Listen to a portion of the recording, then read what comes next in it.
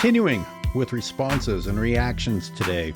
Today I'm actually going to respond to the live stream we did this morning, just a little bit. I'm going to respond to Uncommon's brand new video from today, talking about the beef between Kwame and LeBron. And I'm going to talk about Sports Tea. I have some counter thoughts to her latest live. All right, Angry Old Hoops, here we go. Real quick with this morning's live stream, we touched on it a little bit, Cat going to the Knicks and whether or not that's a good thing. All over the web, it seems like people think that the Knicks won in this situation. I'm not so sure. And some people commenting today during the live stream while we talked about this were like, oh, you guys are crazy. Cat is good. Thing is, whether Cat is good or not, you got to look at team chemistry. You got to look at team culture. You got to look at whether or not someone is the right fit. That matters. How many super teams or sort of super teams and assemblings of big twos and big threes have we seen attempted and not work in the last decade, the last 5 years in particular? No, the last decade. There's more to it than just assembling names. You know, you got to have a team that comes together as a unit and just wants it more than the others. That's all I want to say. You know, like arguing that Cat is good. What kind of an argument is that? He might be. Sometimes I thought he didn't look too good.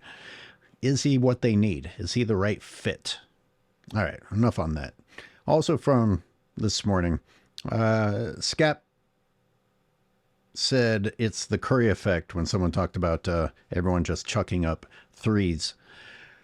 I mean, I think Scap knows better, because I think even Scap, or maybe it was someone else, has done a video on this. I know I've done a video on this, acknowledging that this movement started with Mike D'Antoni, and he did it with the Suns, and he did it with the Rockets. And it's basically, hey, if you're going to miss, you might as well be missing a three-pointer, because three's worth more than two. It didn't quite get him over the hump at first. So that doesn't mean that it wasn't being attempted. I think the change came when Curry started making enough of them that it was a problem for other teams. And this is not a Curry defense or a Curry love thing. Like, I don't like a lot of the shots that Curry takes, and I don't like his shimmying. But my point is, one player shouldn't be able to make everyone else play a different way. Stop him. Come up with a strategy that stops him. You're not being forced to all switch to three-point chucking ball. You're choosing to. And maybe there's a good reason. Maybe you really can't overcome the three-point game. But that doesn't mean that coaches can't coach kids to not play that way. It doesn't mean coaches can't still, well, I guess coaches can't be coaches anymore, so I can't talk about what coaches are capable of doing. But you should at least be acknowledging that there's a choice. If you're not allowed to coach the way you believe basketball should be coached, then you have an opportunity to step away rather than be part of the problem. I don't know. I mean, that's very self-righteous, do the right thing speech I'm making there, but I also don't like people acting like they don't have any choice in anything. You didn't all have to become three-point chucking, destroy what we used to think of the game of basketball type of people. You didn't have to. Okay, quickly, let's move on to Sports Tea and then Uncommon Sense. They gave me some interesting things to talk about. Oh, by the way, I've been debating reacting to Uncut Hoops with him just annihilating that goofy LeBron fan, that Charlie Brown mofo. I just don't want to draw more attention to that fool. So I'm like, should I just let it go away, or should I comment on it? Because Uncut brings the data and he pretty much trashes the guy with facts. I want to do that, except be meaner. because that guy deserves to be truly annihilated. Anyway, let me know what you think. Yay or nay? All right, here we go. Now you guys know that I support Sports T and her content. I respond to channels that I listen to. I don't waste time responding to the stupidity of LeBron channels. It's more interesting when you have someone else who puts out good content and they inspire some counter thoughts. And here's the criticism that I had. It sounded a little bit too much like ESPN and the others who are creating a preseason excuse list for the Lakers, because it is not a bad team. And she opened up by, mentioning D'Lo's 0-7 performance in one game in the playoffs. Hey, D'Lo can ball. I did a video about D'Lo and looking back at some of the things he's accomplished in his career, 50-plus point games and things like that. It would be a luxury to have someone like D'Lo on your team.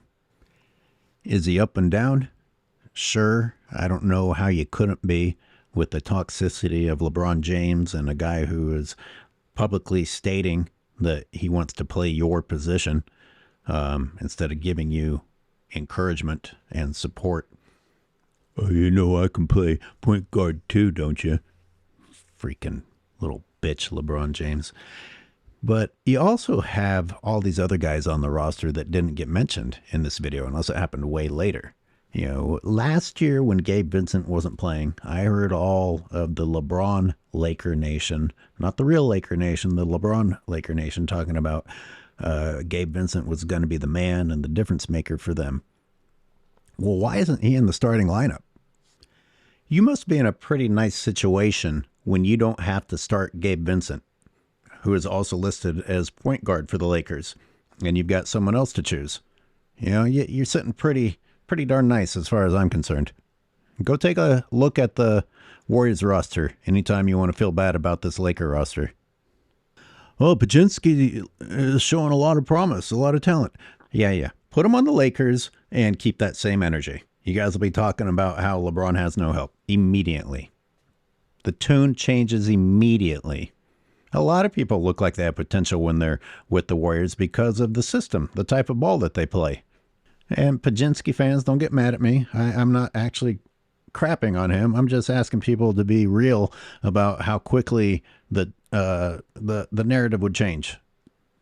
But a certain player on the Warriors, a certain player on the Lakers, there's no help. Oh, you got to do more for LeBron James. The front office is failing LeBron James. So, according to the injury report that I'm reading from 3 days ago, Rob Pelinka confirmed that Hachimura, Jalen Hood-Schifino, and Gabe Vincent are all healthy for training camp. So, there you go. Good to go. And, man, another name that we don't even talk about, Hood-Schifino. What a luxury. You have a Hood-Schifino that you're just trying to figure out when to use him. I'll take that problem. I put out a video last year called Lakers Have the Equivalent of White People Problems with Their Roster. And speaking of Hachimura, please send him to the Warriors. I think he'd be a great fit for the Warriors. Who else have we not even mentioned? Jared Vanderbilt and Cam Reddish. I thought they looked great last year. In fact, LeBron was complaining that they didn't have at the end of the year when they lost, he was complaining that they didn't have their in-season tournament crew. Yeah, you did. In fact, Cam Reddish was in your starting lineup for the in-season tournament. So is he good or is he not good? Because you're saying that that was the winning formula and he was part of that roster. Get your lies and excuses straight. I just talked about Austin Reeves yesterday. I don't want to talk about him again, but that guy can ball. And that guy's way more clutch than LeBron. He's got more heart than LeBron. Unfortunately, he's learned to flop and complain like LeBron. And finally, Anthony Davis. If in fact LeBron James was the GOAT at any point in time in his career, it's unfair to have someone like Anthony Davis next to him. That's just stacking the deck. But of course, LeBron James is in fact bad enough that he helps take the Lakers down a few notches. Get LeBron out of the starting lineup, which is probably the main point that Sports Tea was trying to make. But she was doing it by mentioning that he's 40 over and over again, which again sounds like, the narratives. They've been saying LeBron is 40 since he was 37. You still have until nearly 2025 before LeBron turns 40. We can stop calling him 40. This bleeds over into what I'm going to talk about with Uncommon's reaction, because the article that Uncommon reads is talking about, and we've never seen this before. Yeah, that is a lie. Stop saying it. It is a lie. We've seen players play well, older than LeBron. And some people that were LeBron's age beat LeBron. But here are some of the oldest guys. Kevin Willis, who was ripped. Kevin Willis played in the NBA at age 44. Robert Parrish played in the NBA at age 43. 31 players have played in the NBA after they turned 40. 31. So can you stop with the "we've never seen this before" crap and stop saying that he's playing well at this age? The game has changed to accommodate his slow, lazy ass. Consider Vince Carter. Vince Carter played until 43 years and 45 days. You think Vince Carter couldn't dunk? I mean, you guys praise LeBron James for being able to dunk at 39. 39. Man, 39 is a youngster compared to my age. And I'm still playing. I don't want to hear about being amazed that professional athletes can still play at 39 when LeBron James sits out half the season and rests 50% of the game, even when he's on the floor. Anyways, you saw video footage of Vince Carter several years into his post-NBA career as an analyst, as a color commentator, and he walked out on the floor in a suit with dress shoes on and dunked it with no effort whatsoever. So stop acting like we've never seen anything like this and that no one else can do it. Just stop. And I'm not talking to you, Sports Tea. I'm mostly talking to LeBron fans and this article that Uncommon Sense is referencing. If you stop and accept that LeBron James is, in fact, 39, not 40, think about Tim Duncan at age 37 beating LeBron James when LeBron James was in his quote-unquote prime. Okay? 37 is not that far from 39. And you guys have been talking about LeBron James, what he's doing at his age, since LeBron was 35. That does not compute when you're going to ignore that Tim Duncan beat that guy when Tim Duncan was 37. Tim Duncan played until after he was 40, by the way. A couple of other notables are Michael Jordan, 40 years and 58 days. Dirk Nowitzki, and it is Nowitzki. Guys, learn how to pronounce his name. Nowitzki. You can look this stuff up. Dirk, 40 years, 295 days, nearly 41. Malone, the same, nearly 41. Stockton, 41 years, 35 days, without hardly missing any games ever. Very different than comparing to a LeBron James. Kareem, 42 years. Mutombo, 42 years. And as we said already, Carter, 43. It also looks like we have LeBron at small forward or power forward. I guess it doesn't really matter where he is because that position's sort of a joke. Thank you. Well done. Well said. It's not even as much that position is a joke as that LeBron does the exact same thing no matter which position you say he is playing. Watch him. Tell me it's not true. Now, she mentions Anthony Davis was the scapegoat for LeBron James. Good for you for recognizing that. She brings up his tendency to get injured. I wonder when we will move on from that. Like, how many years is he going to have to play more games than LeBron James? Because it really bothers me that LeBron James is praised for longevity and called Iron Man, and he misses more games than a guy that we call street clothes. And look, Anthony Davis plays tough against Jokic and other centers. Anthony Davis runs the court. That's what I really have been noticing about Anthony Davis. He is a big man who runs the length and does it at both ends. Anthony Davis, he's going to pass the torch.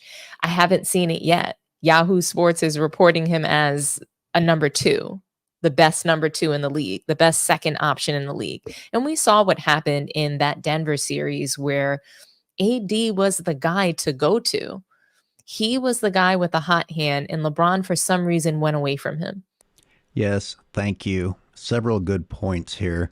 How many years have we been hearing the fake crap out of LeBron's mouth that he wants to hand the keys to Anthony Davis, but he absolutely will not give the keys to Anthony Davis. He won't even give the keys to the coach. She mentioned going away from Anthony Davis in the Denver series. Well, that's not the only case. She's correct, but it's not the only time. It happened in the 2020 finals, in which Anthony Davis was absolutely carrying LeBron James, and they were, between the injuries and just being outmatched in the first place, the Heat weren't going to win that series. So even with LeBron's selfish play at the end, the Lakers still won a series that probably shouldn't have been as close as it was. It's hard to say because nobody watched it. And it happened again in the in-season tournament. Anthony Davis was absolutely the man, but LeBron James, the script was for LeBron James to get MVP of this bullshit tournament. It happened there too.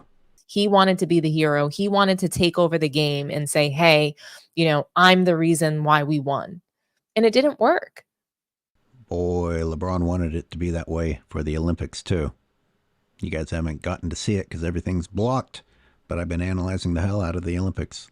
And some of the shots that LeBron James took, woo, boy, did he almost cost Team USA. And it required Durant, Drew Holiday, and Steph Curry to hit the shots that LeBron couldn't to make up for his shortcomings.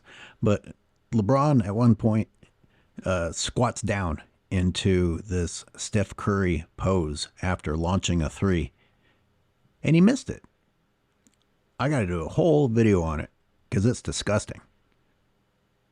This dude was obviously just wanting everything to be about him. Is this roster built to contend? I mean, we're talking about their starting five. We didn't even get to the bench. So it doesn't feel like they have much depth on the team. I mean, see, this is what's interesting about the Lakers. I disagree. I think that their bench is great, and I think the goal is for people to forget that they have all this help to carry LeBron James's shortcomings. At least they are running it back. And that's an advantage for teams. People forget that teams learning to be better together is important. I don't know if LeBron James will allow that sort of chemistry, but you hear all this talk about, oh, they didn't go out and do what needed to be done in the offseason, which means, act like you're hiring mercenaries and just put all these super squads together. But you'll also have Sports Illustrated write articles like, oh, LeBron has to start over every season. He hasn't gotten to have a strong core on him. That's because of him. That's because of the mad scramble to put together pieces that will just buy a championship. So you don't get to complain both directions. And I'm not saying Sports T is. I'm talking about the narrative. It's like, which direction are you going to go? You're going to say he doesn't have the advantage of a core and chemistry that comes back every year? Or are you saying that they screwed him by not going out and changing the team yet again to try and buy him a ring? I already mentioned some of the people on the team that I thought were worth mentioning. And you got, I know people may not be impressed with Castleton and Jackson Hayes, but those guys dwarf the biggest guy on the entire Warriors roster. I guarantee you, Steph Curry can make Jackson Hayes and Castleton both look great with alley-oops, delivering to those guys underneath the rim. Maybe I just think highly of Jackson Hayes because he had the balls to shove LeBron James years ago when LeBron delivered a dirty elbow. But there's also the addition by subtraction. She says that the Lakers aren't put together to contend. The roster isn't put together to contend. Maybe, but which rosters are you impressed by? I think most of us have lost faith in the Nuggets at this point. I doubt if you are putting much faith in the Suns. And then there's several teams that I don't even need to bother mentioning. You know, just looking at the Western Conference, just talking about whether or not the Lakers can get far in the Western Conference. Let's look. Okay, I feel like I don't need to mention Portland, do I? We can just forget they exist. Utah, I think we can just forget that they exist. Some of you John Morant fans may want to include Memphis. Nope, sorry. New Orleans, nope, sorry. San Antonio, I mean, I think that they're going to improve, but you think they're going to go from bottom of the league to a true contender in one off season? I don't really understand what's happening with the Houston Rockets. I can't figure out whether or not to take them seriously or not. I'm going to opt toward not taking them seriously. So, speaking of not knowing whether or not to take them seriously or not, you got the Clippers. Maybe they'll get better without Paul George. I don't have anything nice to say about Paul George, but what's happening there? Does anyone know? I already said I think we're going to write Denver off. So Dallas can make it back. Oklahoma City, Minnesota. Yeah, I mean, I don't know how far they'll go, but they're certainly people that you're going to have to contend with. Sacramento, yeah, probably. Golden State, I'm afraid not. Wish I could say otherwise. You know, okay, so what, four teams that are even worth taking seriously? So whether the Lakers are bad or not, look at the West. It's not like you're going up against a bunch of powerhouses. You got a handful of teams that you can take seriously. And then you insert the free throws and the allowance of LeBron James to run over people whenever he wants to. And the Lakers can be right in there. Well, that ended up being 17 minutes long just on that part, so I think I'll break it up into two pieces. The next one will be reacting to Uncommon Sense. Sports Tea. We can go live sometime, so it doesn't feel like I'm stabbing you in the back. I'm not trashing what you said. I just thought it created some interesting talking points because who do people have their faith in the West? We talked about this on the Sunday panel a couple of Sundays ago, and it's kind of hard to say. I think most people said Oklahoma City, and after that, it was up in the air. Obviously, Nick thinks Dallas is going to be great again. Maybe they will. Okay, so you got 2, 3, 4, 5 teams at the best that are serious contenders in the West.